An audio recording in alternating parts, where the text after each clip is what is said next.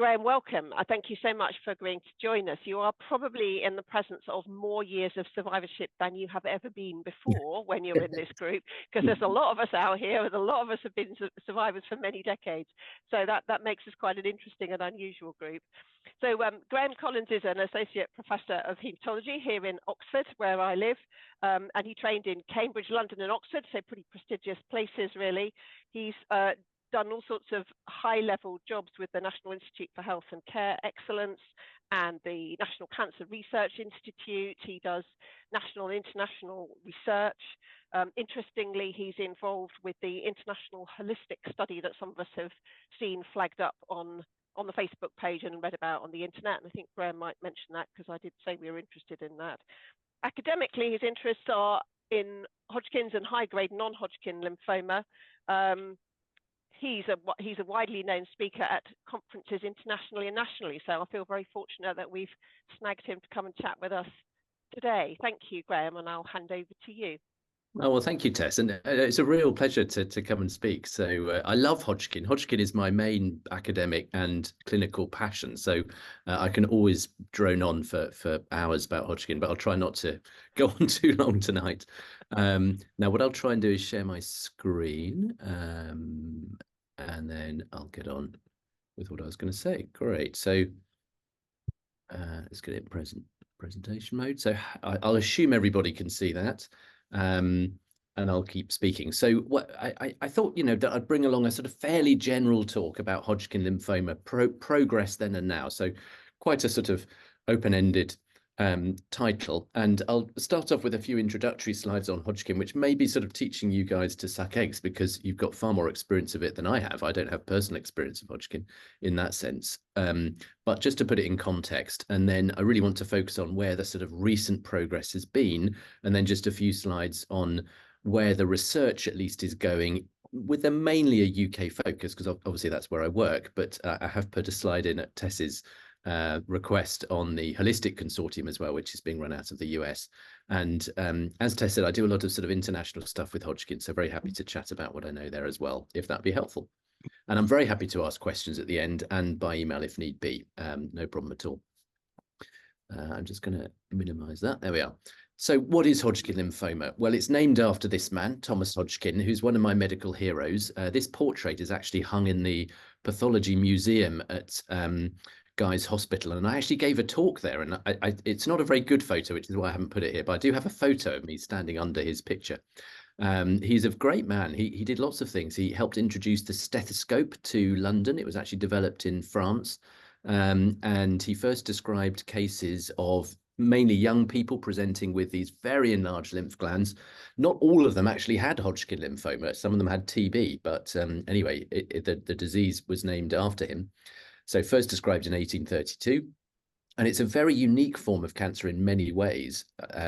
First of all, it's the most common cancer to affect the teenage and young adult group. That's the 15 to 35-year-old group. Cancer is mercifully uncommon in that group, but of those that occur, Hodgkin lymphoma is the commonest, followed very closely by germ cell tumors.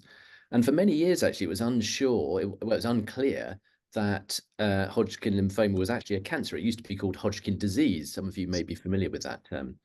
And that's because when you look at it under the microscope, it doesn't look like a standard cancer. It's mainly full of normal immune system cells with very rare cancer cells interspersed. And for many years, people thought maybe it's just an inflammatory reaction or an infection. But only more recently, people had the ability to dissect out the cancerous looking cells and to subject them to molecular tests. And then it was understood that actually it is a B cell that has gone wrong. So it is definitely a lymphoma, which is why it's undergone that name change. It's now officially Hodgkin lymphoma, and it is a B cell lymphoma. It's also a fairly predictable form of lymphoma. What I mean by that is non-Hodgkin lymphoma can do anything. It can affect any part of the body. It can affect the neck and the groin without anything in between. Whereas Hodgkin lymphoma usually, not always, but usually starts in the neck or in the middle of the chest and progresses gradually from sort of lymph node region to adjacent lymph node region before coming out of the lymph nodes and going elsewhere. So in that sense, it's quite a predictable form of disease. There are two types. I'm sure the vast majority of you here probably have or had classical Hodgkin lymphoma. That's 90% of the cases. You may have also heard other terms like nodular sclerosis, mixed cellularity. They're all forms of classical Hodgkin lymphoma, all very similar prognosis, all treated very similar ways. High cure rates, thankfully, and it really stays as Hodgkin lymphoma. It doesn't really change into other forms of lymphoma on the whole. That's opposed to this rare condition called nodular lymphocyte predominant. Oh, sorry, I've not spelled that right. Nodular lymphocyte predominant Hodgkin lymphoma, that should be, or NLPHL. That's much less common, 10% of cases. And there's a lot of debate whether it should actually be called Hodgkin lymphoma because it behaves very differently. It's probably not curable, but people get in very long remissions with treatment and have excellent prognosis. So it's still a very good prognosis, but you see very late relapses quite often. And it can turn into non-Hodgkin lymphoma. That's a very well-known sort of event. It's not that common, but it certainly happens. And we actually tend to manage it a bit like low-grade non-Hodgkin lymphomas now, rather than other types of Hodgkin. So it's a bit of a weird one, nodular LP Hodgkin, but classical is the commonest. How common is Hodgkin lymphoma? Well, to put it into context, lymphoma is the 5th commonest cancer in the US and in Europe. Hodgkin lymphoma is about 10% or so of cases, and you can see it's the purple bit of the circle here, so just a little bit over 10% when you look at all lymphomas. So it's not common. And in the UK, for example, we see about 2,100 new cases each year. That means in my practice, which covers a catchment area of about 750,000 people, we see about 20 new patients a year with Hodgkin lymphoma. Those are adult patients. My practice doesn't include children. Who gets it? Well, I've already mentioned it's the commonest cancer in the teenage young adult population, and you can see that with this peak here between the ages of roughly 15 and 35, but you can get it at any age, and there is this second relative peak in older patients as well. So we certainly see Hodgkin lymphoma in older patients, and about a third of people are over the age of 60, but the majority are younger when it's diagnosed. I can almost predict, what a patient will ask me when I first see them in clinic. And one question, quite understandably, is why have I got it? What's caused it? And the bottom line is we don't really know. But one factor, which certainly is a factor in about half of the cases we see, in the West, at least in developed countries, is EBV, or Epstein-Barr virus, the virus that causes glandular fever. Well over 90% of people have had EBV at some point during their life. The vast majority will not get Hodgkin lymphoma. But if you do get EBV, then after about 4 years, you have roughly a 4-fold increased risk of getting Hodgkin lymphoma. Those are the numbers that I remember. And it's always EBV positive Hodgkin lymphoma. So it is a risk factor, but it's by no means a sort of cause. There must be lots of other things involved. And we generally don't know, what these other factors are. I should say one other thing actually we do know is that a reduced immune system or immunosuppression, whether that's due to, for example, HIV or medicines that suppress the immune system, that's also a risk factor, but again, applies to very few of the patients that we see. In broad terms, how do we treat Hodgkin? Well, Hodgkin lymphoma is often called the sort of the tutor of medicine, because a lot of treatments were first tried out in Hodgkin lymphoma and indeed shown to work. So radiotherapy was applied to Hodgkin lymphoma in the 1960s when the linear accelerators were developed. And that was a major advance, because before that, the only way to give radiotherapy was to bring a radioactive source directly up to the body. It would cause terrible skin burns because it was very unfocused, and relatively little radiation would get to the cancer. Whereas a linear accelerator focuses the beams internally, so all the energy can be delivered inside. It's a much, much better way, much better tolerated way of giving high energy X-rays. That's what radiotherapy is. And this was tried out on patients with early stage Hodgkin lymphoma and could cure about 60 or 70% of the truly early stage patients, but at the cost of late effects, in particular heart disease and the increased risk of second cancers. Then chemotherapy came around, all thanks to chemical warfare. I mean, it sounds a bit weird, but that's where it initially came from mustard gas. And it was appreciated that single chemotherapy drugs could cause shrinkage in lymphoma, whether it's non-Hodgkin or Hodgkin, and that when you applied the same principle of treating TB, which means if you want to get around resistance to bacteria like TB, you give multiple antibiotics at the same time. A similar logic was applied to cancer. If we want to get around resistance to single cancer medicines, why don't we give more than one? And lo and behold, they actually found that some cancer patients could be cured with combinations of chemo. And again, Hodgkin lymphoma was one of the first cancers to be shown to be cured with chemo. And then people combine the two, so-called combined modality therapy, where chemo was the backbone and radiotherapy would be applied in relatively limited fields, and the cure rates rose even further, and it was much better tolerated. So it's a very sort of interesting history, and it's meant that the chance of cure now of Hodgkin has just gone higher and higher and higher every decade. So it is, generally speaking, a success story of modern medicine. It's not to say there aren't unmet needs out there. There certainly are, but overall, treatment has got much, much better. This goes as high as the 1990s. If we would go into our current decade, it would be well over the 80% mark for all patients, and for younger patients, we're really up to 90% now, which is encouraging. So where have we seen progress recently? Well, I'm just going to cover very briefly each of these points. The staging of Hodgkin, advances in radiotherapy, chemotherapy, targeted therapy, and immunotherapy. So first of all, staging. Well, I bet you most people I'm speaking to here have probably had a PET scan during the course of your time. And that's really taken over now from CT scanning. So CT scanning uses X-rays. PET is a bit more fancy.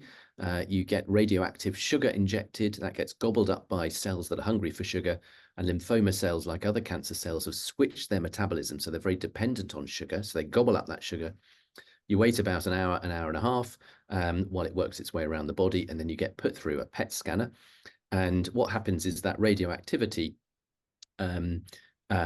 it shows up on a PET. Now, it's actually very clever physics, and I have a patient who is a particle physicist, and he was very interested in PET scans because it involves antimatter.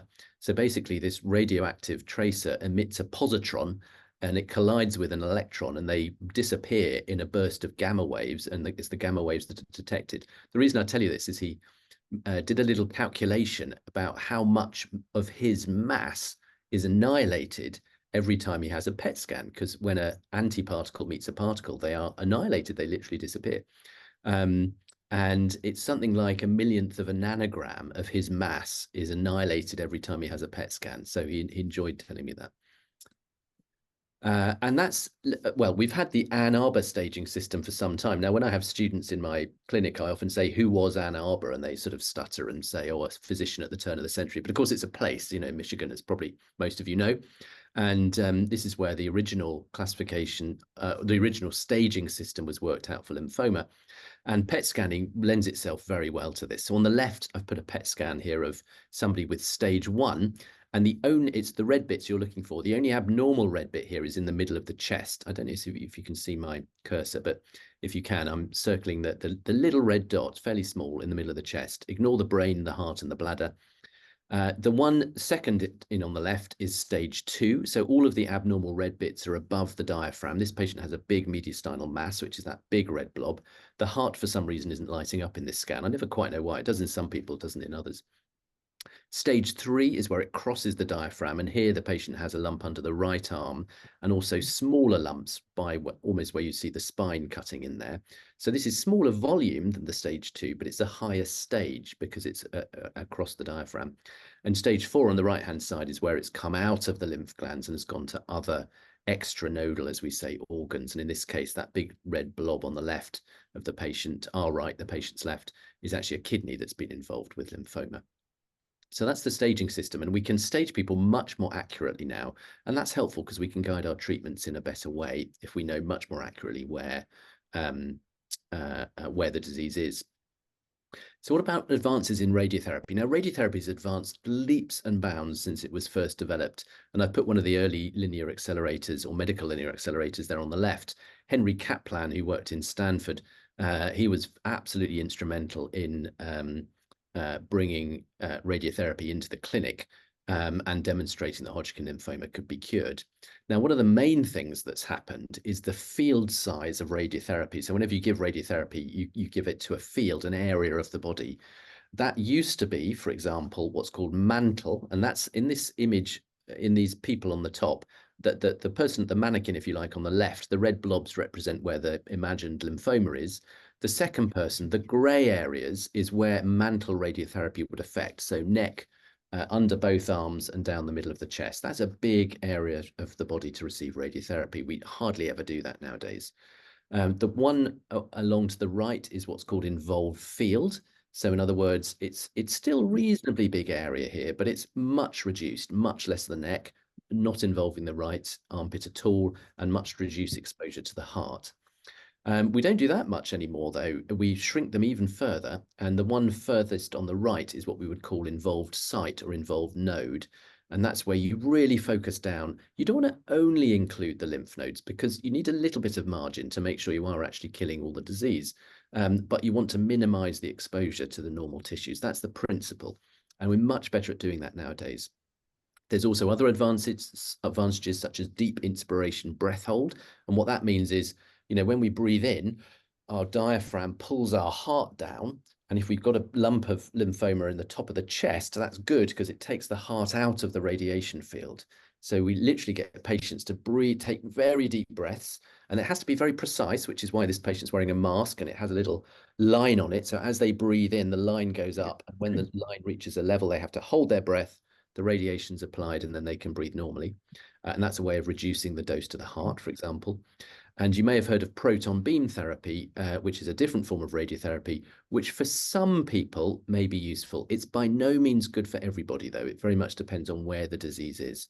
It's a relatively limited resource at the moment. But as I say, it's not good for everybody, but for some people, it's a way of delivering more focused radiotherapy. So big advances in radiotherapy, big advances in chemotherapy. So I love these old black and white pictures. So these are two of the sort of fathers, and they were men, I'm afraid. So the fathers of chemotherapy, at least in Hodgkin, Vincent DeFeter and George Canalos from the US. They developed something called MOP. I guess there may be some people here who had that. My understanding is people were given MOP and then given a bucket to be sick into for the next few days because it was very emetogenic, it'd make people sick. And of course, anti-sickness medicines were not good in those days. So it was pretty harsh.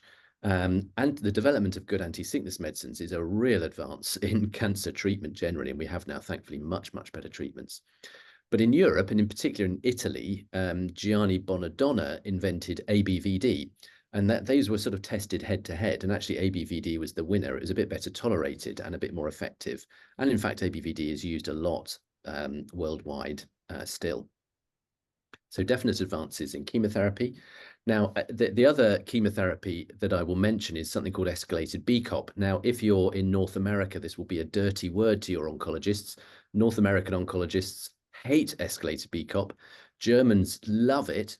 And in the UK, we're sort of a bit between, we're a bit mixed. We like it for some, not for everybody. It is definitely the most effective anti-Hodgkin chemo we have, no doubt. Cure rates are higher than for ABVD, but it is more intensive, more short-term and slightly longer, slightly more longer-term side effects as well. So for particularly for higher risk patients, I personally think it's very good. And we do use it here in Oxford, but for sort of select patients. So what do we sort of consider? Now we've got all we've got these two main chemotherapy regimens, escalated BCOP, and we've got ABVD. Well, escalated BCOP, yes, it cures more patients, but I've talked about the earlier and later side effects. But in some ways, it's better than ABVD in terms of heart risk, for example. There's actually lower risk to the heart than ABVD. So there's swings and roundabouts. Escalated BCOP cures about 90% of patients with advanced stage disease.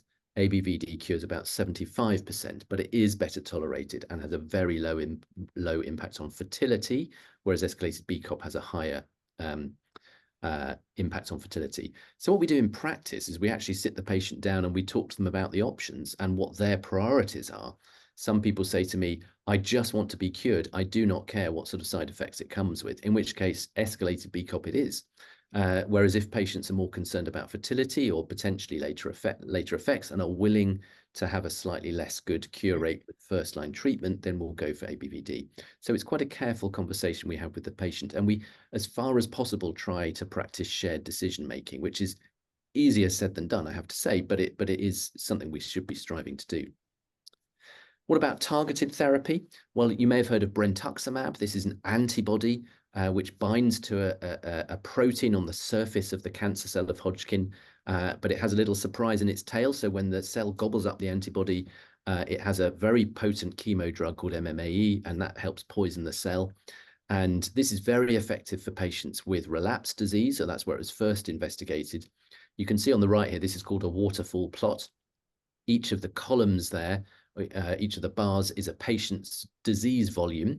And when it goes below the x-axis, so when it goes below 0, it means that with brentuximab, the disease volume is shrinking. And you can see that almost everybody had shrinkage of their disease.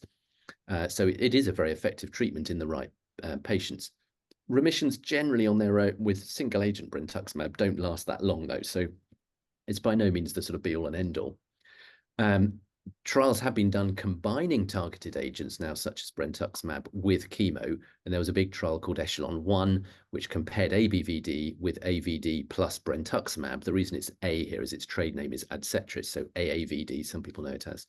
And it showed an increased cure rate and actually an increased overall survival rate. So in other words, people were actually living more and for longer who had had AVD brentuximab compared to ABVD. It's very expensive though.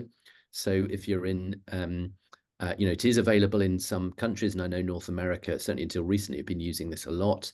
It's licensed in Europe, but not available routinely in the UK. It's just not funded. So I don't use this much at all, sadly. And then there's been developed some immunotherapy. Now, this is my rather cack-handed attempt to illustrate what immunotherapy does. I've put this Reed-Sternberg cell, which is the cancer cell of Hodgkin lymphoma here, and I've got a normal T cell. The Reed-Sternberg cell has this protein called PDL1, and a T cell has a protein called PD1. And what happens is when the T cell approaches the Reed-Sternberg cell, PD1 interacts with PDL1 and pushes the T cell away. So it's a way that the Reed-Sternberg cell has of protecting itself against attack from our own immune system. Now, PD1 inhibitors, which are antibodies against PD1 or PDL1, in this case, actually, I've labeled it wrong. This should be a PDL1 inhibitor, but you can do it either way.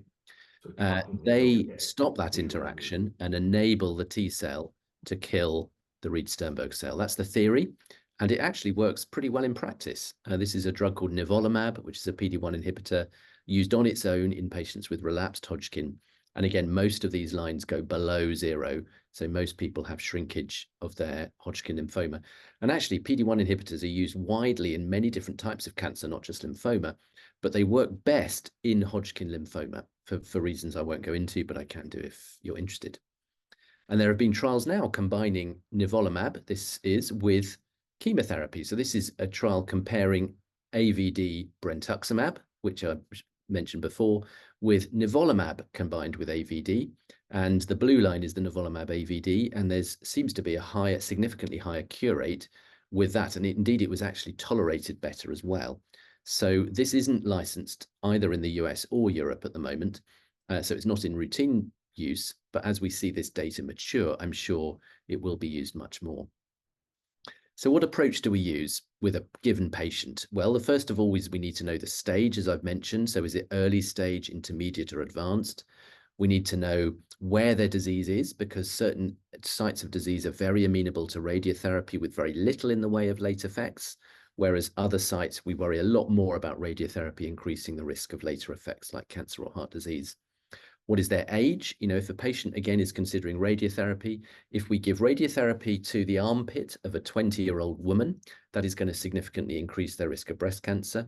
Whereas if we give it to the same area in a 40-year-old woman, it will hardly increase it at all. So, age is a very important factor. Smoking, if we give radiotherapy that involves the lungs, then that increases significantly their risk of lung cancer in a smoker, but not in a non-smoker. And of course, we have to ask what's available in our area. Not all drugs are available in every country. And crucially, what does the patient want? And I've alluded to that already. We have something in the UK called the MDT, Multidisciplinary Team Meeting. It happens, similar things happen in hospitals all over the world. They're just called different things. I think in the US, they often call them tumor boards. And it's where we meet with radiologists, pathologists, other oncologists, specialist nurses, palliative care doctors, all sorts of people, and we discuss new cases, relapsed cases, and work out what we think is the best treatment to offer before we then take the options to the patient and discuss the outcome of the MDT with them. So just in the last few minutes, I thought I would just mention research priorities. I've sort of said, oh, what a great success story Hodgkin is in modern medicine, but there is a lot still left to do.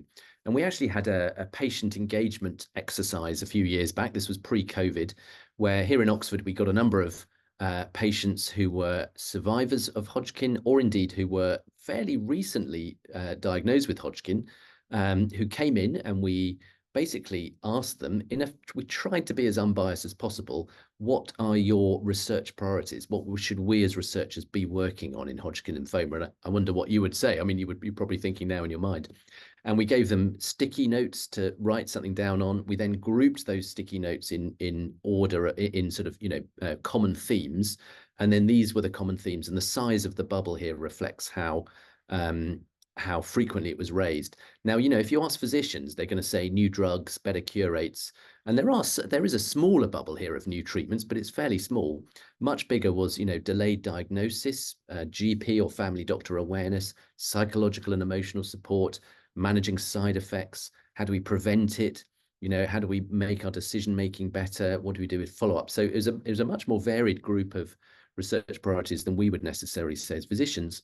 What we did with this is we took this to the UK Hodgkin study group, which is composed of clinicians. We presented it, and we came up between us, if you like, of our top 5 priorities, which we think fairly reflected the clinician and the patient priorities. So management of older patients. Now, if you ask any clinician who looks after Hodgkin what the biggest area of unmet need is, they'll say older patients, because they do much less well than younger patients. So that really had to be in there. Accurate stratification and response adaptation. Now, that's addressing this issue of toxicities and giving the right treatment to the right patient. Early diagnosis, that is a challenge for us medics who really only treat hospital patients in hospital, but it was of major importance to the patient, so we felt we had to keep that in there. Improving treatment at relapse and late effects of disease and treatment. So those are the current 5 priorities of the UK Hodgkin study group. And I mentioned international efforts, and there are more and more, and actually this is probably the leading one, international consortia now to try and address some of the unanswered questions in Hodgkin lymphoma. I think this is my last slide. And I put this in because Tess mentioned it, and I'm a little bit involved in it. I'm not sort of one of the steering group, which is a shame. I'd love to be, because I think it's a fascinating initiative. Andy Evans is the clinician who's running it in the US, and what it's doing is it's bringing together a number of international data sets, whether they're a clinical trial data set or whether it's a sort of registry data set, pooling all the data, and that enables the statistical power of any analyses to be much greater.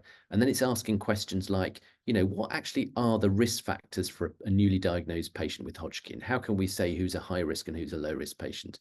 And they've published on that. It's also doing the same for early stage disease. It also wants to try and pool a lot of older patients with Hodgkin to see how we can make strides in recognizing who are the good and bad players, if I can put it like that, in terms of older patients. So it's a way of really increasing our statistical power when we ask these very important questions. And the ultimate aim is to much better tailor our treatments to the patient. So, what we'd ideally like to do is have an online calculator, for example, where we can feed in the PET scan report. We can maybe feed in the details of the pathology. We can maybe even then feed in some key sort of priorities that the patient has, and then there could be a computer algorithm that would perhaps suggest the optimal treatment strategies for each patient. There are similar things already for the use, for example, of radiotherapy in breast cancer. So we want to sort of apply some of the existing sort of technologies that are used in that disease to Hodgkin for hopefully greater benefit for our patients. So I will stop there. Thank you very much for listening, and I'm really delighted to answer any questions you have. So I'll stop sharing.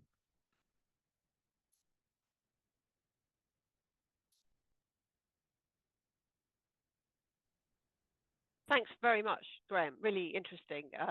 I heard some of it at the conference in Manchester, but it's a delight to hear it again, because I think it's it's actually really quite helpful for us to hear the history of how it's all developed in terms of the management of Hodgkin lymphoma and what's changing. And that's encouraging for the many of us who are having late effects, and and there will be people out here. We have people online certainly who've been treated with cobalt radiation and are still alive, for instance, Incredible. amazingly. Yeah. And lots of us have had full mantle field, and I'm sure there are people here who remember being passed the bucket with chemotherapy as well.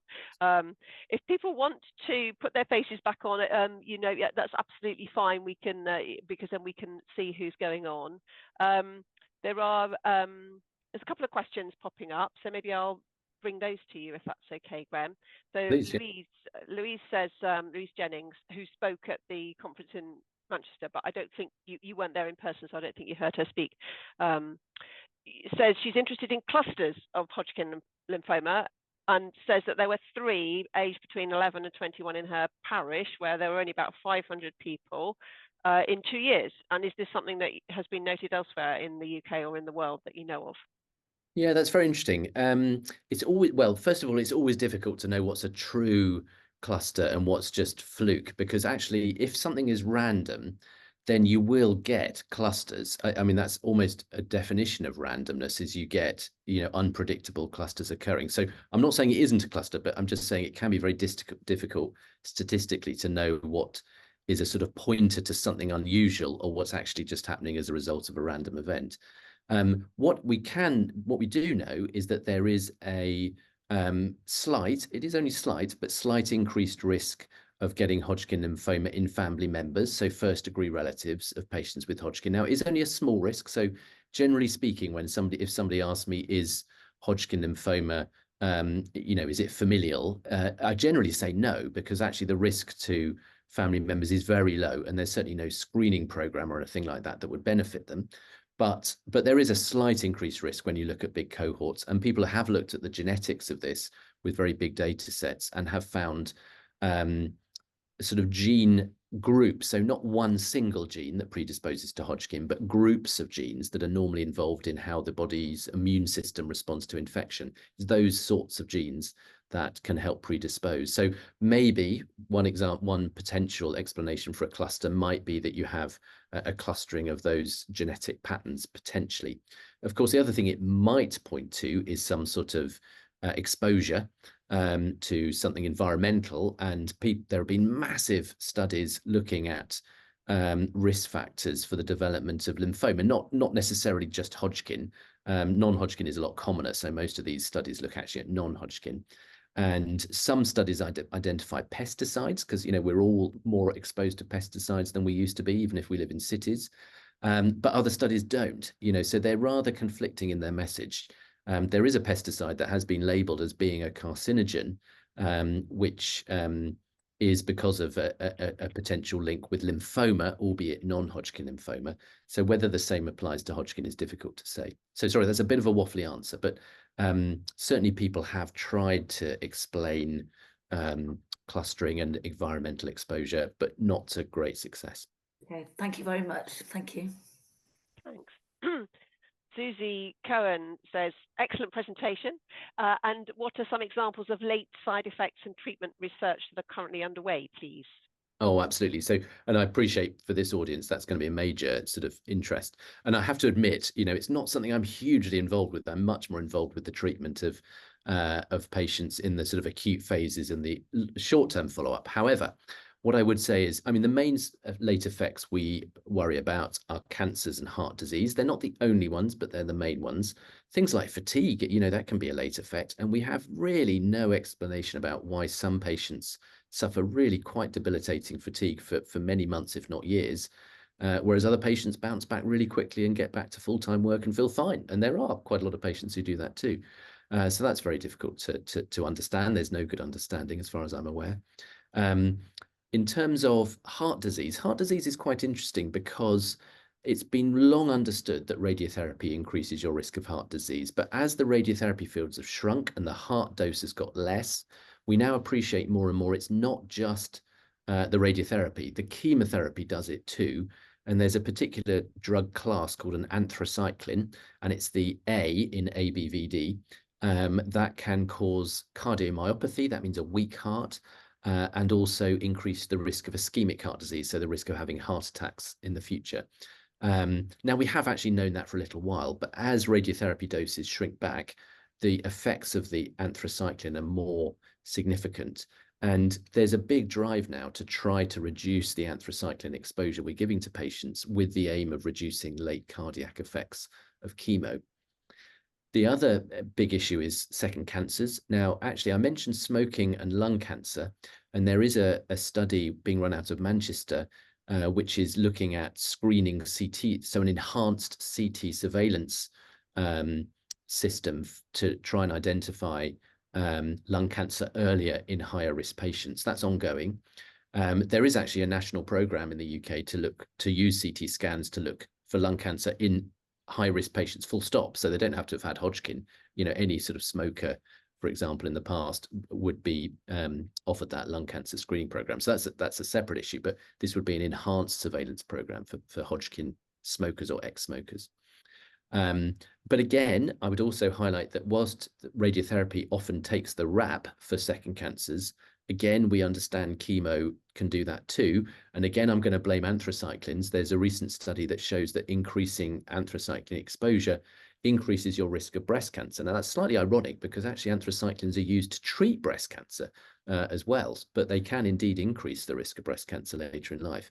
So it's quite a complex interplay, but you know, one of the most important research activities to reduce late effects is to reduce the chemo we're giving and the radiotherapy so that we're giving exactly the right amount to each patient. And we've got a long way to move forward in that area as well. Thank you. A complex area. A couple of sort of comments about, so Dinah, not sure how you say it, saying I had aortic valve replacement, double bypass and aortic aneurysm repair a year ago, 22 years after beating Hodgkin.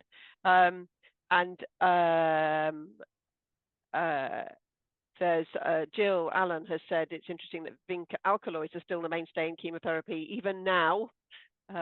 Yeah, no, I mean, that's a good, but just to comment on that, I mean, that's a good point. So again, in the UK, I appreciate many of you aren't from the UK, but Lymphoma Action is one of our sort of patient support associations, and their emblem is the vinca plant, which is a lovely purple flower. You might have it in your garden.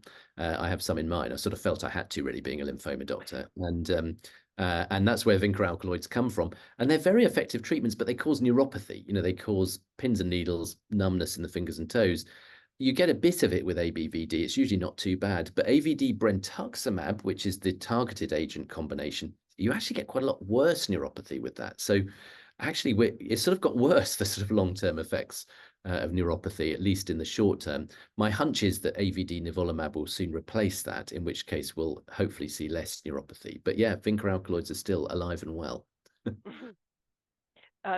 Lisa Stevens asking about good follow-up, and I'm not sure how you feel about answering that question in the group. She says last treatment for stage 2A was in November, end of November last year. What's a good follow-up post ABVD treatment for a 20-year-old patient? No, very, very happy to answer it. So always with follow-up, you know, you've always got to ask yourself, what's the purpose of follow-up? And I'll give you an example. Sorry, this is going to be a long-winded reply, but there was a colleague of mine who worked in Canterbury, which is in Kent, and he retired recently as a hematologist, and he was quite a controversial figure. He would enjoy standing up and speaking to an audience of clinicians like myself and say controversial things. And one of the controversial things he said was that if we have busy clinics, we've only got ourselves to blame because we should be discharging all our patients. In particular, our Hodgkin's patients, he said we should discharge at 3 months. So chemo finishes 3 months later, discharge from follow-up. Now, you might think that's crazy, but he then said he can speak with authority because he had Hodgkin. I have to say, I didn't realize it, but he did.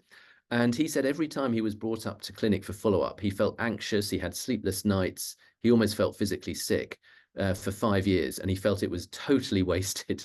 So that's one perspective. I'm not advocating that necessarily, but you have always got to think, why are you being followed up? Now, in the early days, it's usually to do two things. It's usually to make sure the lymphoma is not coming back. So it's trying to detect relapse. And it's also to make sure that the side effects of the treatment are sort of waning as you would expect, and there's no sort of further intervention to make for those things. And really, 2 years of follow-up is basically sufficient for that, because relapse after 2 years is very uncommon. It's not unheard of. It's not unheard of, but it is very uncommon. And by that point, usually you've reached the sort of maximum improvement in your side effects. It's not to say they can't get better after that, but it's usually the sort of maximum. Then the question is, what about late effects? Should you be followed up for late effects? Now, what we have in Oxford, which I think is quite a good model, is we have a late effects clinic. So I stop seeing the patient after 2 years and I hand over to a colleague of mine who has much more of an interest in late effects, not just in Hodgkin and non-Hodgkin, but in other cancers too.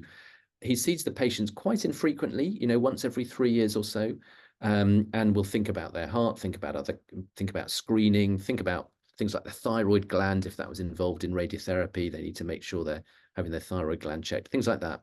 But that's a very different model, very infrequent follow-up, but it has a different purpose. So those are the sorts of things I would be thinking of. Thank you. And just very briefly to say that as a follow-up to Lisa's question, this is actually referring to her son, who's just been treated for it, and she says that she herself had Hodgkin 36 years ago at the same age. Right, She good. wonders if there's any mileage in gene testing her other son. Yeah, that's interesting. I mean, not that I'm aware of, because the genetic sort of linkages that I mentioned, they're very complex genetics. It's not a simple genetic test. It certainly isn't available, for example, in England. The genetic tests in England there's a genetic directory that we can look at to see what genetic tests are available on the NHS. I appreciate you may be from a totally different healthcare system, so it may be worth asking, but I actually doubt it. It's so far all been within a research context, the genetic testing that's been undertaken. Thank you for explaining that. Thank you. I've got a couple of people with their hands up. Anastasia, can I come to you? Sure, hey. Okay, so I just was wondering if there was any research being done on potential effects to future generations as a result of the treatment, like radiation and chemotherapy. Does that affect your genes that you pass on to your children? That is an excellent question, and I can answer that a little bit. So there's a drug called procarbazine, which we don't use much now, but it was in MOP. It's one of the P's in MOP. There was another very similar regime called COP, where one of the P's is procarbazine, and indeed in escalated BCOP, one of the P's is procarbazine. And very recently, a group in Cambridge, actually, a good friend of mine, found that in the bone marrow stem cells, they found a specific genetic mutation which seems to be purely caused by procarbazine. It was a very interesting study they did. Now, what they then went on to ask was, maybe that's introduced into the germline, in other words, DNA within sperm or eggs, because if that happens, then you have the potential of passing mutations on to children. That's what matters, is what happens to your sperm and egg DNA, basically. And so far, well, they didn't have access to the sperm or egg of any patients to look at, but they did find some families where a father, I think it was a father in this case, had been given procarbazine and had 5 children or something afterwards. And they did manage to do a sort of buccal swab to look for DNA in those children, and they did not find any mutations. So as far as we know, now that's only one drug, I appreciate, but that does seem to be a particularly mutagenic drug. As far as we know, chemo at least doesn't seem to affect the germline and therefore affect the cancer risk. There have been other reports in other cancers of different drugs which we don't use in Hodgkin, potentially, but it's all very iffy at the moment, potentially affecting the germline and therefore the cancer risk of children, but that's not been shown in Hodgkin. Oh, okay, interesting. Thank you. Yeah, very interesting. Thanks for that. Andre, you've got your hand up too. Would you like to speak? Hi, everybody. Hi, Hodgkin's International family. Aaron, Tess, Rachel. Thank you, Graham. Really insightful.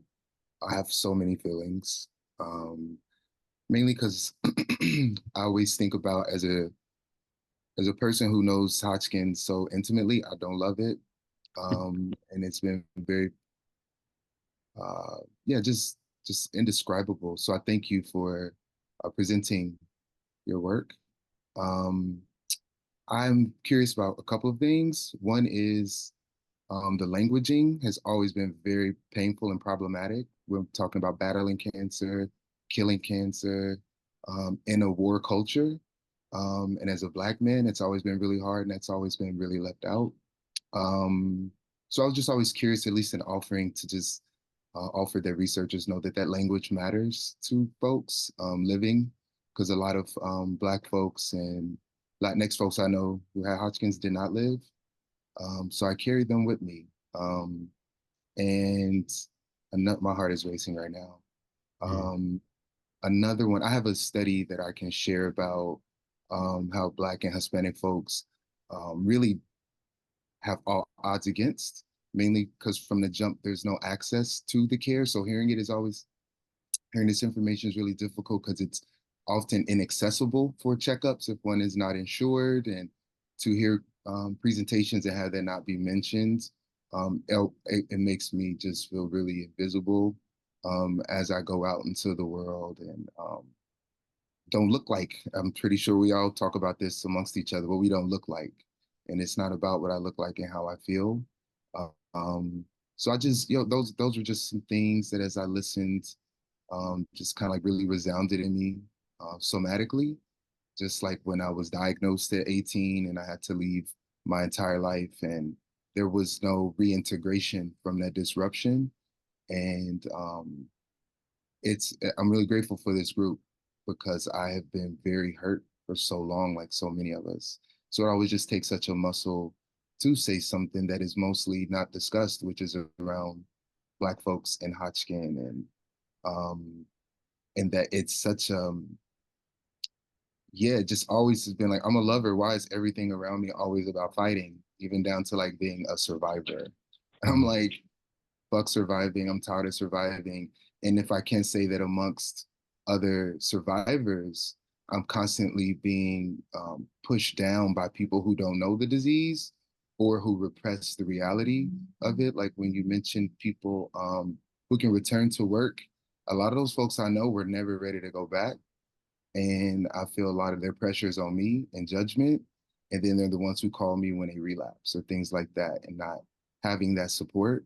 So I really, really love Aaron, and I want to say that out loud because I know it takes a muscle seriously to carry this. So that's it. And if it's okay, I can put the study in the chat just so folks can see, because it's heavy just feeling like I'm carrying it by myself.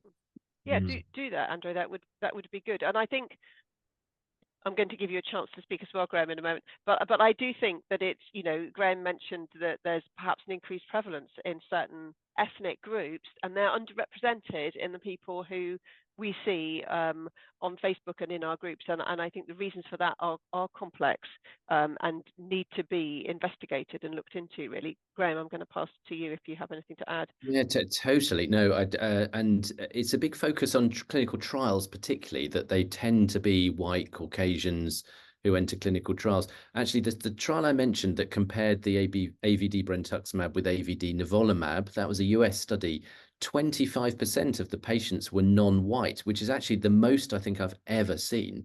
And there's absolutely more work to be done. But that was actually, I think, a really good example, that trial of an inclusive protocol that they had. So that was good. One other thing I would definitely echo, though, your thoughts about language. And it's I never quite know as a clinician what language to use. It's a tricky one because, like you, I slightly back away from the use of battling and war, and I'm fighting cancer. And the reason I don't always like it is because some patients lose their battle, and it sounds sort of very weak, and it sounds like they've failed and they've not worked hard enough, and that's awful. But on the other hand, I do also talk to patients who say they like the language because it gives them a little bit of sort of ownership and control, or at least it makes them feel like they do have a bit of ownership and control, that they are battling. It's not their doctors battling for them, or so I can sort of see how it works both ways, but I do share your concern about the use of that. We have on the floor where I work here, this is the sort of admin section of our hospital, there's a massive banner from Cancer Research UK, which is the big UK, saying, you know, we battle against cancer with our patients. It's a really sort of military language, and I always feel a little bit uncomfortable every time I see it. But yes, it's a really good point. Yeah, thank you. It is a good point, and it needs to keep being brought up. A couple of other things. I don't know whether you know much about radiation fibrosis, but someone has asked whether you do. Not much, I have to admit. I thought you might say that. We all know quite a lot about it, actually. Well, a fair amount. And we've got Michael Stubblefield. Is he speaking at our symposium? Yeah, Michael I don't know if you've come across Michael Stubblefield in the States, Graham. Obviously, no. He coined the term, I think, radiation fibrosis, and has published on it, and is a bit of a guru amongst those of us who struggle with it, because he describes it really clearly, and he suggests physical therapies and so on that may be helpful for it. So it's a very real thing. But I thought you might say that. And then Carolyn Penny's asked about, I don't know, Carolyn, whether you're based in the UK or the US. Where are you? In the US, although I'm Okay. interested in models from anywhere. So do you want to ask your own question, or shall I read it out for you? You can read it out. Thank you very much. Okay. So she's saying, what's the current thinking about coordinated care for long-term survivors? Speaking from the US, that's why I wanted to know, really. It would be such a relief. Many of us have to actively manage our own care, educating each doctor along the way and looking for doctors who will work collaboratively, and sites that she has to track and request the tests she needs, for example. And I think it's a massive problem in the States. So we see it all the time on the Facebook page, don't we? People, you know, having to co-pay and can't find people, and their providers change which hospital they're allowed to go to, and, you know, and so on and so forth. So I don't know whether you can comment on that, Graham, from a... Yeah, totally, and it probably is a bit more straightforward in a socialized healthcare system. But one thing I would comment on, which I think is a really positive development, again in the UK, I'm not sure about the US, but is there are certain groups of patients where it's really important we do not forget them. I mean, it's important we don't forget anyone, I appreciate, but there are certain groups who really shouldn't slip through the system.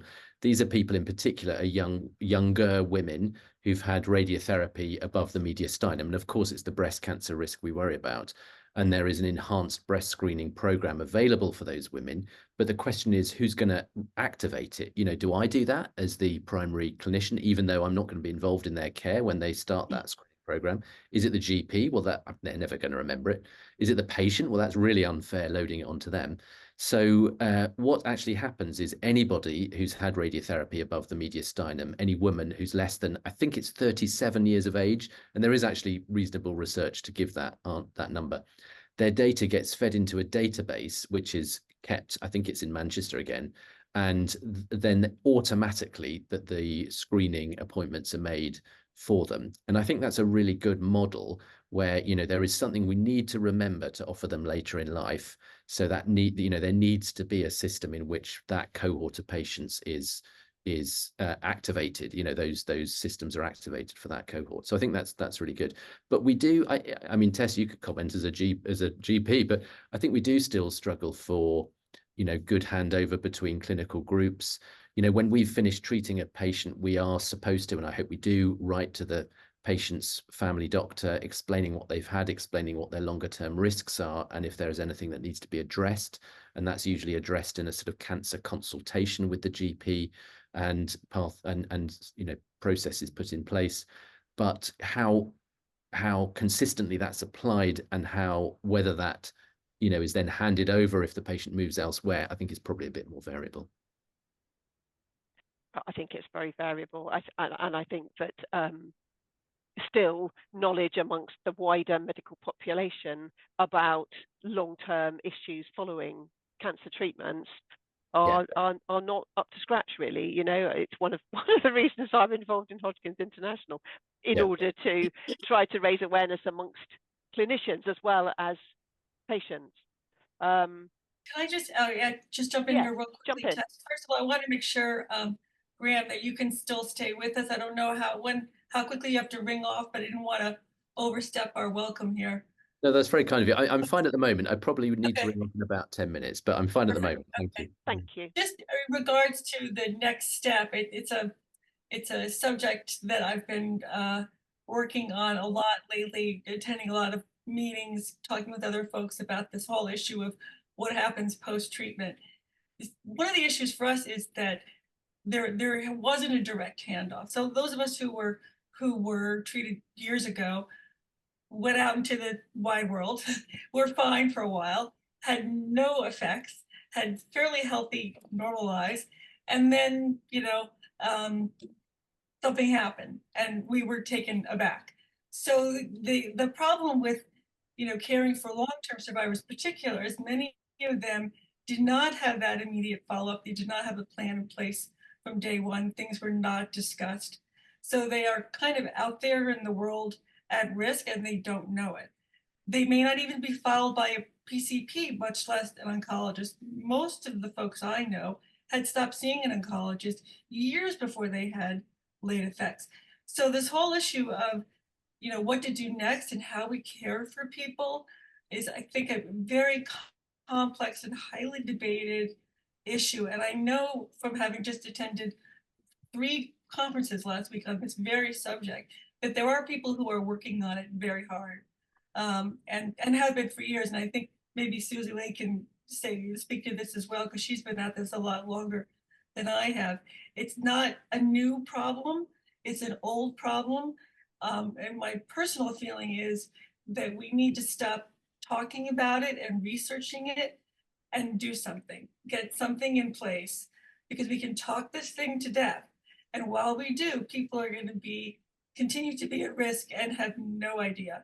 So my emphasis with this organization in particular is to make sure that the folks who are out of the loop are taken care of, as well as the people who are just finishing treatment. And that's even trickier than what you've just described. And I'm sure I'm not telling you something you don't know, but I'll rest with that.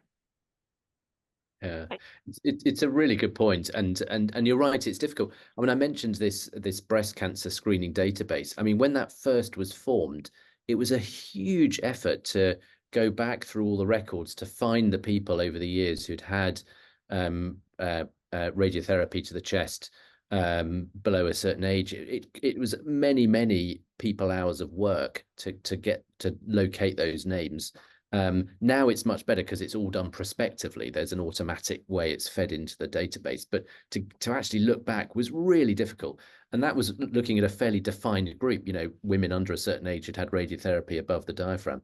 We don't necessarily we don't, have records of patients we've treated with Hodgkin. We don't have a database that goes back the last 20 or 30 years. So it's a major, I'm not saying it shouldn't be done, but it's a major challenge to identify patients at risk. It's a big logistical effort. So yeah, but needs to be tackled. Totally agree.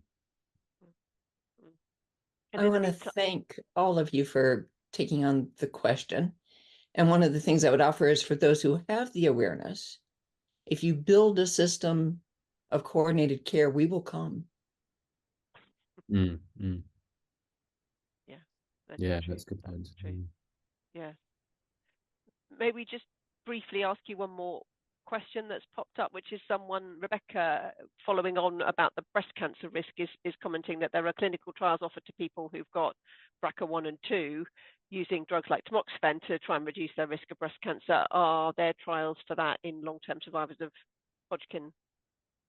Do you know, that's an excellent idea. I mean, and then Louise has said, well, I had tamoxifen for 2 years and I got breast cancer anyway. Yeah, well, yes, I mean, absolutely. It has been talked about. I think I've asked about it at some point. I can't remember which clinician I asked, but yeah. I don't know. I've not heard of that research at all. I mean, I've certainly heard the BRCA research, and there's also other groups of patients who are very high risk of developing cancer. There's the patients with congenital P53 mutations, for example, and there's a lot of research looking at lowering their cancer risk. It's nothing to do with lymphoma, just cancer risk. But I mean, you're right, because if the highest risk are adolescents, so 14, 15, 16-year-old women, well, girls, I guess, at the time, who have radiation to the developing breast tissue.